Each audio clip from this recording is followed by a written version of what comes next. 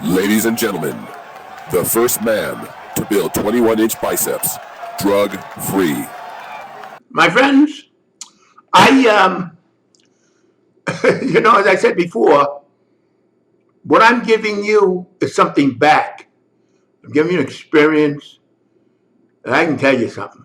And I can tell you this, there's nobody on any of these YouTube channels that approach my experience that had hands-on personal relationships with the great lifters and champions of the past.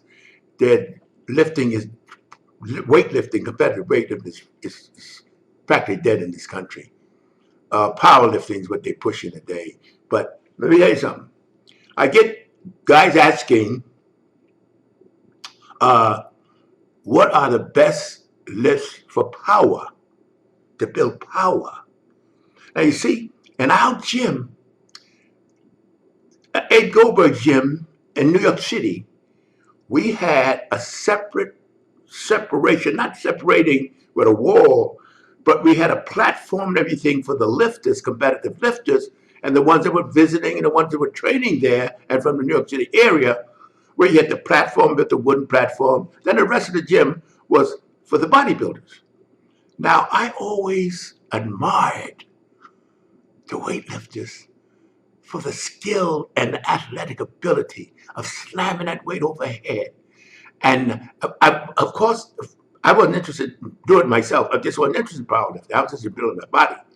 But we watched them because they were training with us. I mean, not doing the same exercises. Now, the exercises I watched they did was fascinating to me. The upright rowing motion, they used to do a lot of that. Get the whole, because in lifting, you have to bring it up over your head. Fast, not slowly. But you had that power to do that. And I noticed they used to do a lot of uprights. I watched them.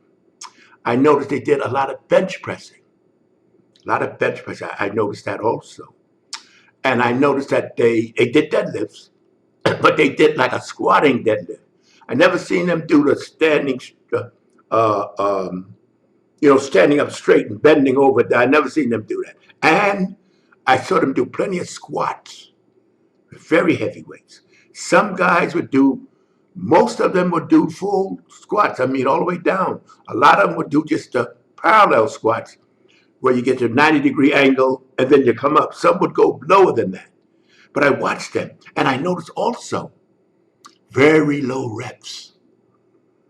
I never seen a weightlifter do 10 reps. I guess he'd have a heart attack, did 10 reps. They would do as many as sets of one. Just one, boom, and then down. Boom, and then down. And I would look, the guys we were training would look and like, you're fascinated. And you know something? I was built better than all of them. And I couldn't even touch the weight that they were using. And if you look at them, you never dream that they could be as strong as they were without that visual look. Because they weren't interested in pumping muscles, shaping them up. They were interested in power. It was just like, and so when I get so from experience, it's just looking back. It's like I see it all. It's like seeing a movie that I saw already. And there's so much in that computer head of mine, so much experience, so much learning and developing. We had, at that time, the greatest lifters in the world were Americans. And it was promoted by Bob Hoffman, but nobody spoke. Lifting is just not visually exciting to people. They can't relate to it because lifting that kind of weight, the people can't relate to. And lifters didn't have the visual appreciation of their skill and their strength, because lifting builds tendons and ligaments, not so much muscle. It's tendons and ligaments and explosive power. And a lot of it is internal. Your power really comes from internally. I was always fascinated. I mean, I wasn't, oblivious to the guys. I was fascinated because to see them lift that weight, to see them do the snatch, where you take 300 pounds on the floor and bring it up over your head in one motion. And I tell you the truth, I had a problem trying to deadlift 300 pounds.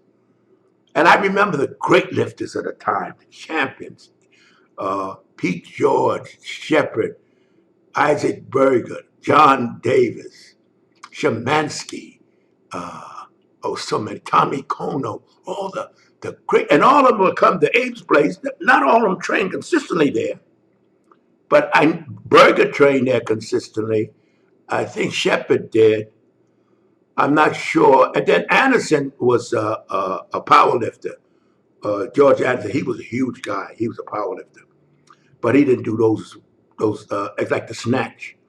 You're the snatches from the floor up over your head. But the exercise to build that kind of power. And another thing I noticed, I never seen the guys do any curls.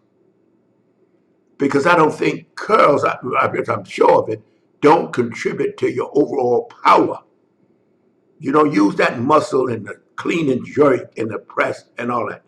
You use your shoulders, your pieces, your back, but not your biceps.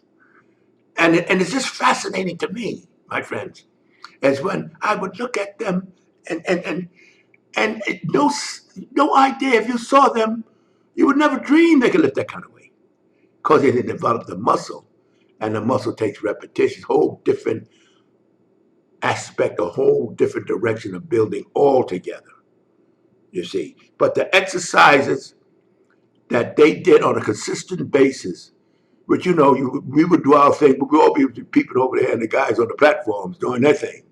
All of us sort of semi-envious because they were so much stronger than we were. Yet what hampered our envy is because they didn't look as they didn't have the visual look that we had. See, but the point is the exercises that they did on a consistent basis for power was the upright rowing, squats, bench press, yet upright rowing, because I'm trying to remember, because I wasn't a lifter, but I remember the lift that these guys did, and I know they did this. The upright, they used to do a lot of the upright rowing, I guess because of the way they have to throw the weight over the head. But the squats, they did a lot of that, which I watched with, and they would pressing, they did a lot of pressing, standing pressing, but that was eliminated from the Olympics because they bent over too far. They couldn't control the motion of standing press. So the standing press was really eliminated in the Olympics. The clean and jerk and the snatch were the main exercises. I mean, the lifts that they used to judge you. They took the standing military press out. But this was something, if you want power, and in conjunction with your regular training, then concentrate on those 4 exercises. They're the real power builders. So my friends that know me, and I'm there for you. That's the only reason I'm making these videos, because I want you get these guys out there now, they don't know the ass from the shanola. They have no connection with any of these people. They get out there and act like they're experts and they don't have the real deep understanding of what this is all about. And I do. And I'm exporting it to you. To be continued. Wait a minute. Before you click away, I want you to subscribe, like, comment, hell, even dislike if you want to. At least do something before you get out of here.